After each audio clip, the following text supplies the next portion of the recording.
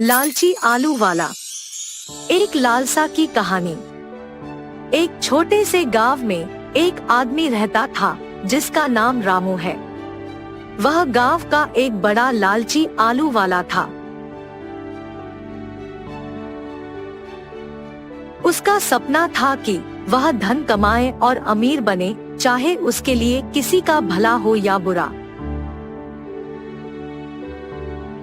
वह गांव के सबसे बड़े बाजार में आलू बेचता था और लोगों को चारों ओर से लुभाने की कोशिश करता था।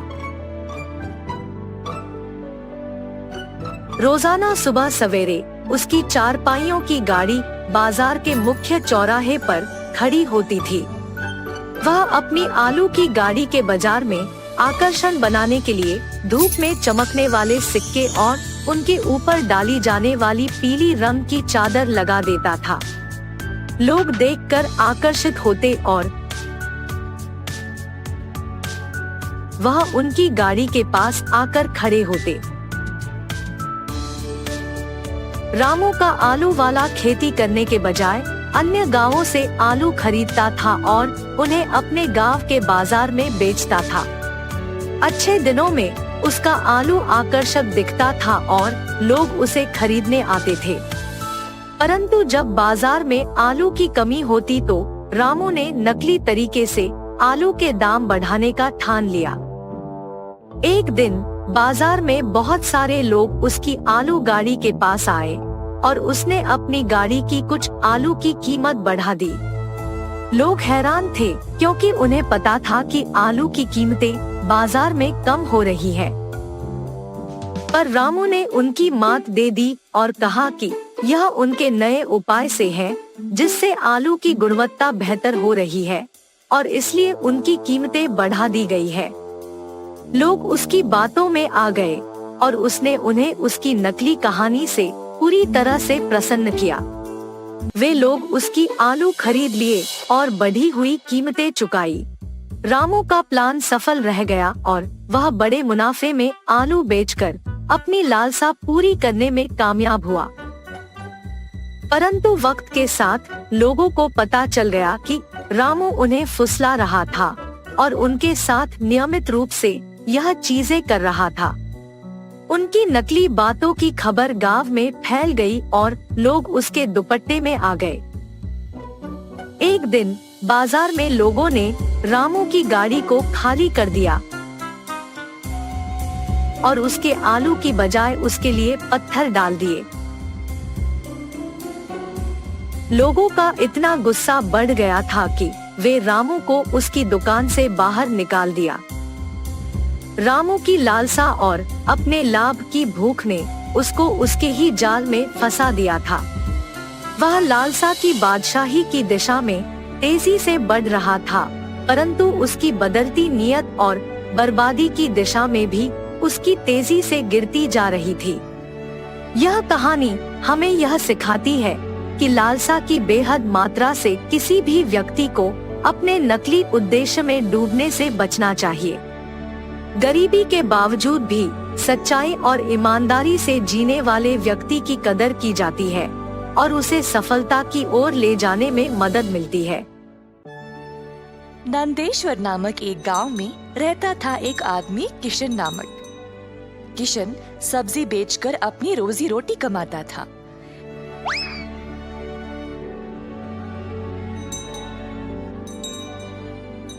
किशन अकेला था तो उसी को खेत जाकर किसानों से सब्जी लाना पड़ता था।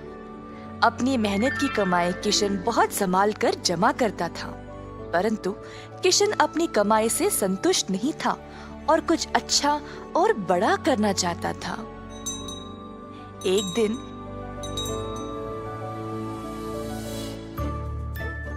किशन सब्जी बेच रहा था जब एक बूढ़ी महिला अपने सिर पर सब्जी की टोकरी लिए जा रही थी। सब्जी ले लो, सब्जी ले लो। किशन उस बूढ़ी औरत को देखकर हैरान रह गया। ये महिला इतनी उम्र में सब्जी बेच रही है। किशन के सब्जी बेचने से पहले ही बूढ़ी महिला ने घर घर जाकर सब बेच दिया। जब तक किशन पहुंचा, किसी को भी और सब्जी की जरूरत नहीं थी। किशन को बुरा लगा तो उसने सोचा कि वह कल के दिन जल्दी आएगा और कुछ न कुछ बेचेगा।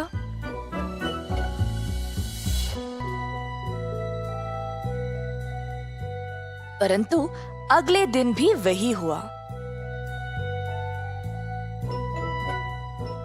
कुछ दिन बीत गए और किशन जानना चाहता था कि यह बूढ़ी महिला इतनी जल्दी सब्जी कैसे बेच रही थी। तो वह उसका पीछा करने लगा। बूढ़ी महिला को पता चल गया और फिर उसने मुड़कर किशन से पूछा, बेटा, तुम मेरा पीछा क्यों कर रहे हो? क्या जानना चाहते हो? आओ पूछो मुझे। मुझे माफ करिएगा, पर मैं हैरान हूँ ये देखकर कि आप सब्जी हर रोज इतना जल्दी जल्दी कैसे बेच रही है। कुछ दिनों से मैं कुछ भी नहीं बेच पाया और मुझे पता नहीं मैं क्या करूँ। मैं तो कई सालों से सब्जी बेच रही हूँ बेटा, और मैं इस काम से कभी नहीं थकती हूँ। तो बेटा, तुम रोज क्या करते हो?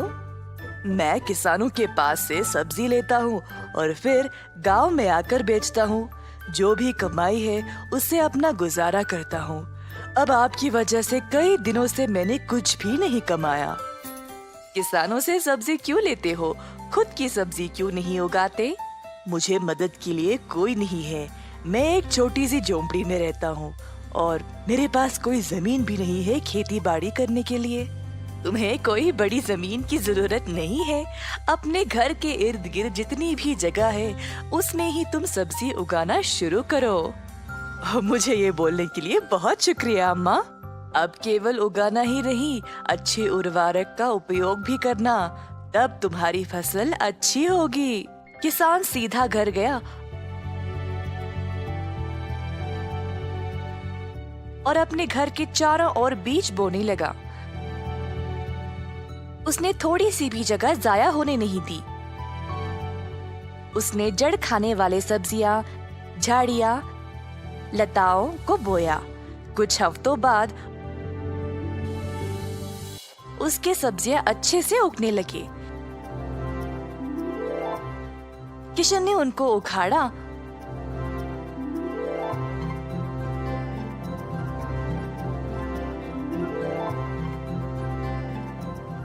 और गांव गया बेचने के लिए।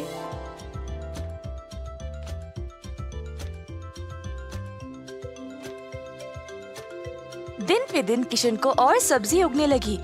वह अच्छा पैसा कमाने लगा और सब कुछ जमा करके उसने अपने लिए खेती करने एक जमीन का टुकड़ा खरीदा। किशन अब खेती बाड़ी करने लगा और उसकी फसल अच्छी खासी निकलने लगी। जल्द उसने एक सब्जी की दुकान खोल ली, कई तरह के सब्जियों के साथ। गांव के सारे लोगों को किशन की सब्जियां अच्छी लगने लगी और उसी के पास आने लगे सब्जी खरीदने। किशन ने अब नौकर चाकरों को भी काम पे लगाया और अपनी दुकान को और बड़ा कर दिया। एक साल के अंदर ग्राम प्रधान ने देखा कि कैसे किशन ने मेहनत करके अपने आप को खड़ा किया है। उनको किशन बहुत पसंद आया और अपनी बेटी का हाथ किशन को विवाह में दे दिया। किशन के पास अब एक सफल कारोबार, एक सुंदर परिवार और एक अच्छा जीवन था। अतः थोड़ी सी बुद्धि और मेहनत से उसका सपना पूरा हो गया। रावुलपल्ली नामक गांव बहुत बड़ा था। उस गांव के वासी भी बहुत अच्छे लोग थे। अगर किसी चीज का यकीन करते हैं तो वो वही मानते हैं। सुब्बा रेड्डी नामक एक आदमी वहाँ का सब्जी व्यापारी था। उस गांव में सभी उस पे यकीन करते थे। वो एक नेक इंसान था और हर रोज सुबह ताजी सब्जी लेकर बेचने आता था और उन्हें कम दाम पे ही बेचता था। इसीलिए उस गांव के सारे लोग सिर्फ सुब्बा रेड्डी के पास सब्जी खरीदने आते थे और उसका व्यापार बहुत अच्छा चलता था।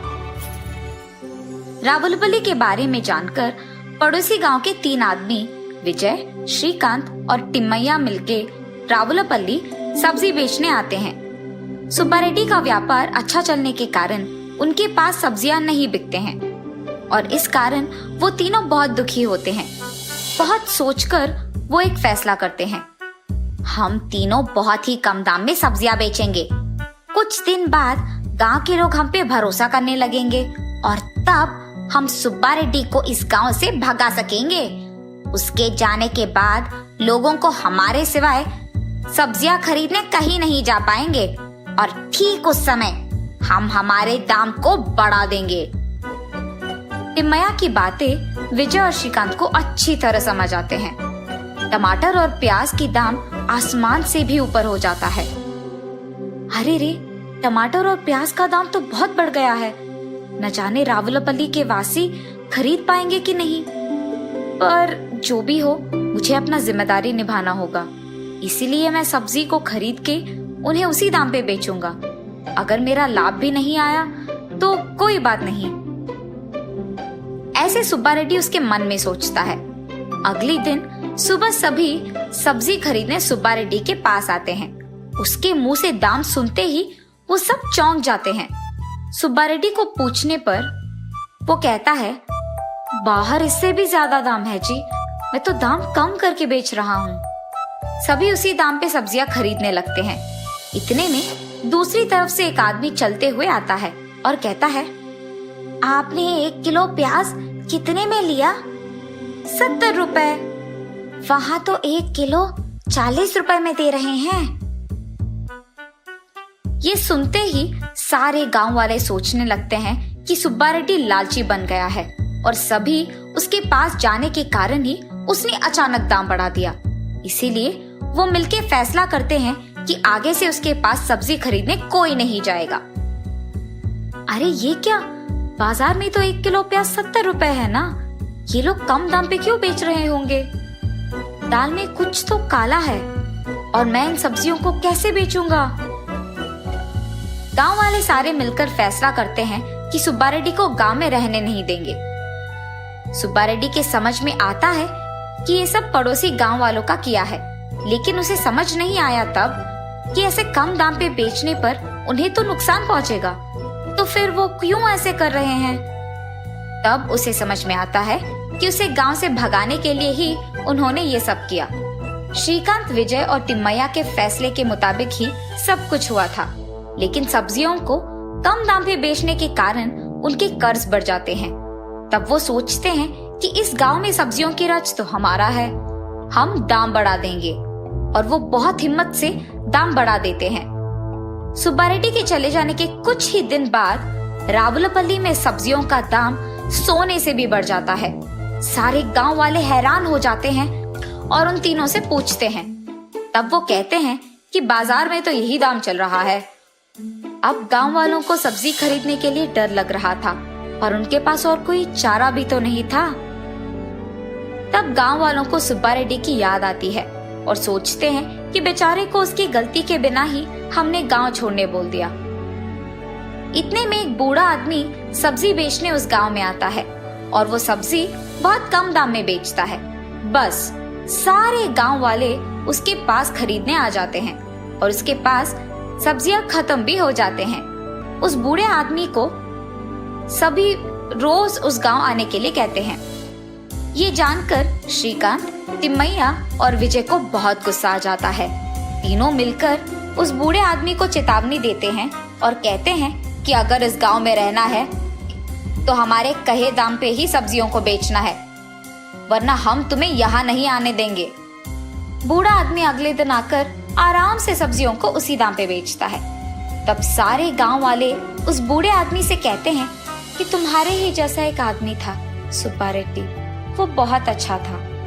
तब वो बूढ़ा आदमी उसका नकाब उतार देता है और सबको पता चलता है कि वो असली में सुब्बा रेड्डी ही था। आश्चर्यचकित होकर सभी उससे पूछते हैं कि ये सब कैसे हुआ, और सुब्बा रेड्डी सभी को सब सच समझा देता है। उसके बाद गांव वाले श्रीकांत, विजय और टिम्मैया को गांव नहीं आने देते हैं। रावलपल्ली की प्रजा को उनकी गलती का एहसास होता है और पहले जैसे बहुत खुशी से जीने लगते हैं। सुबह उठकर वनजाक्षी देखती है कि जहाँ पिछली रात को एक छोटा सा पौधा था, वो अगले दिन एक बड़ा 6 फुट वाला पेड़ बन चुका था। और इतना ही नहीं, उनपे बैंगन भी इतने भरे भरे और 4 गुना बड़े भी उग गए थे। ये देख वनजाक्षी अपनी आंखों का खुद यकीन नहीं कर पा रही थी। पेड़ के पास आकर उसे जांचने लगती है। ये कैसे हुआ? ये मुमकिन कैसे है? कल तक तो ये पौधा था, आज पेड़ कैसे बन गया? वो ऐसे सोच में पड़ गई थी कि इतने में उसकी बेटी वसुंधरा वहां आकर उस पेड़ को देख ऐसे ही चौंक जाती है। कुछ देर बाद वो हार मानकर कुछ बैंगन को लेकर उनका भरता बनाती है। बस वो भरता स्वादिष्ट था। उस स्वाद पे फिदा होकर माँ बेटी दोनों बचे कुछ बैंगनों को उनके आजू बाजू पड़ोसी लोगों में बांट देते हैं।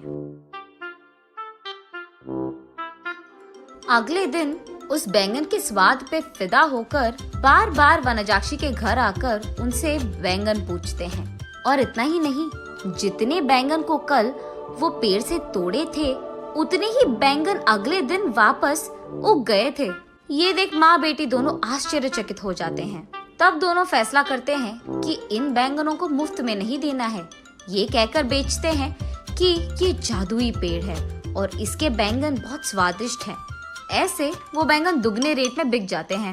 कुछ ही दिनों में इन स्वादिष्ट बैंगनों के बारे में और वो बड़ा सा बैंगन के पेड़ के बारे में इधर उधर बात फैलकर आजू बाजू पड़ोसी शहर तक पहुंच जाता है। इसलिए हर रोज सुबह शुरू होते ही पेड़ में भर के बैंगन उगते थे और उनके लिए लोगों की लाइन लग जाती थी सुबह सुबह, और वो भी वनजाक्षी के घर के बाहर। वनजाक्षी का पैसों का डिब्बा हर रोज पैसों से भर जाता था और ये बहुत साधारण सी चीज होती थी। कुछ ही दिनों में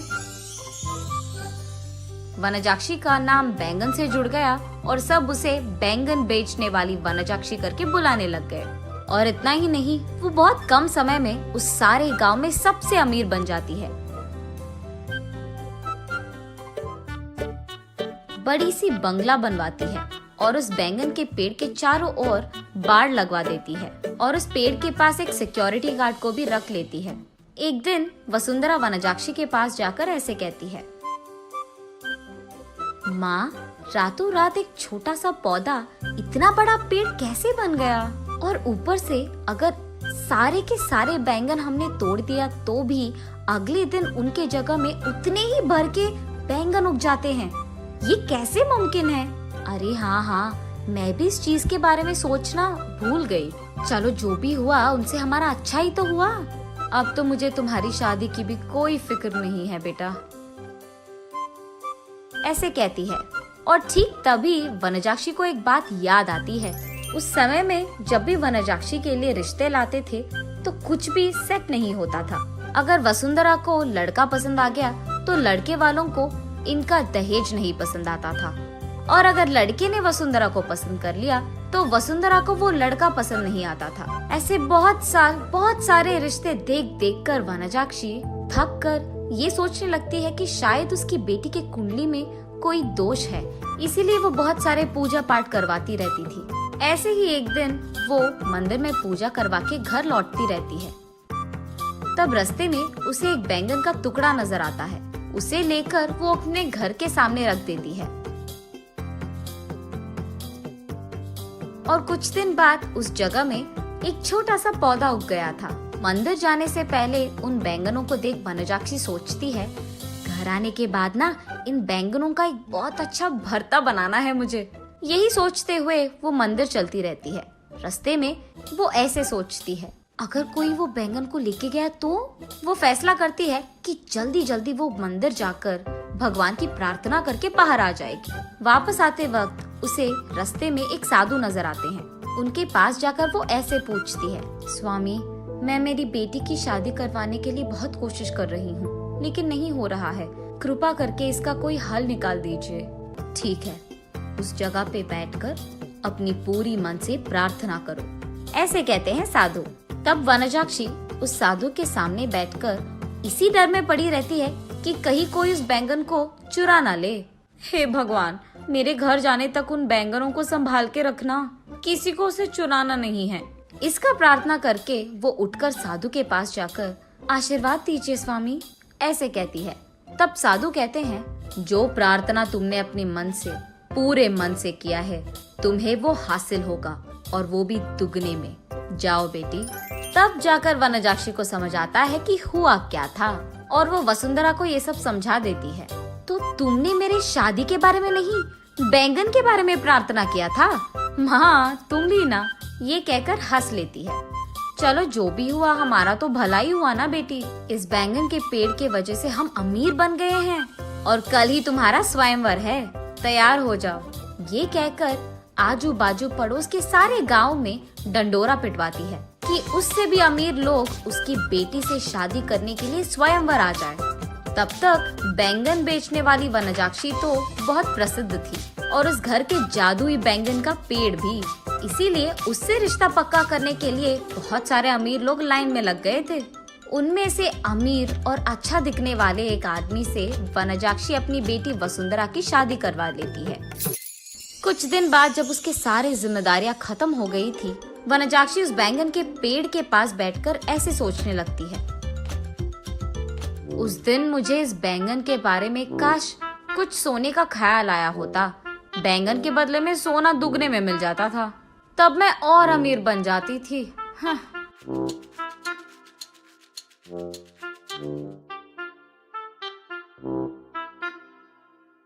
अगले दिन सुबह उठ के देखने पर उस बड़े बैंगन के पेड़ के जगह में वही पुराना वाला छोटा सा पौधा था जो वनजाक्षी ने वहां लगाया था।